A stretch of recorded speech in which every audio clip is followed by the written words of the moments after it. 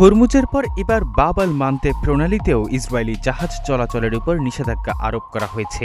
সোমবার এক বিবৃতিতে এমনটা জানায় ইয়েমেনের হুথি বিদ্রোহী গোষ্ঠী।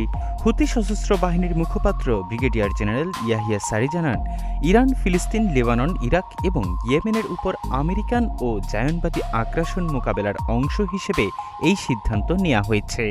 বিবৃতিতে বলা হয়, এখন থেকে লোহিত সাগরে ভাসমান ও চলাচলকারী ইসরায়েলি মালিকানাধীন ও ইসরায়েল সংশ্লিষ্ট সকল জাহাজ সামরিক লক্ষ্যবস্তু হিসেবে গণ্য করা হবে।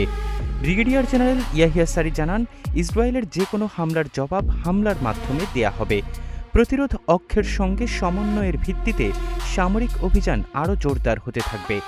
হুথিরা জানায়, ফিলিস্তিন, গাজা, ইরান, লেবানন ও ইরাকের জনগণের উপর অন্যায় হামলার মুখে তারা হাত গুটিয়ে বসে থাকবে না।